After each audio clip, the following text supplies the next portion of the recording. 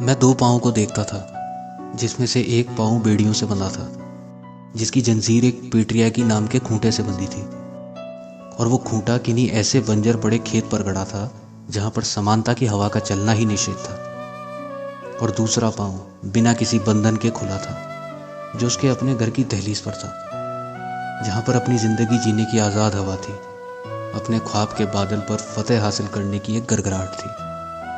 लेकिन जब भी वो कदम कुछ ख्वाब पूरा करने के लिए आगे बढ़ते, तो वो पेट्रियाकी का खूंटा उन कदमों को कुछ ही दूरी पर रोक लेता, और फिर वो अपने अधिकार के हथौड़े से उस जंजीर को तोड़ने का भ्रसक प्रयास करती। पर जब भी वो जंजीर टूटने की आखिरी चोट पर होती, तो ना जाने कहाँ से वो जंजीर तोड़ने का हौसला ही टूट जाता, और वो उसी जंजीर के साथ अपने ख्वाबों की चौखट पर वापस आ जाती।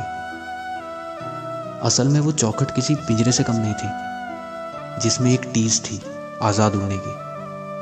और फिर एक दिन वो टीस जुनून पे बदल गई, और उसने अपने पूरे हौसले के साथ अपने अधिकार के हथौड़े की आखिरी चोट मारी, उस जंजीर पर नहीं, उस खूंटे पर। और उसी खूंटे के टूटने के साथ उसे वो जंजीर भी टूटती नजर आई, और पहली बार उसने अपने ख्वाबों के घर पर अपना पहला कदम रखा।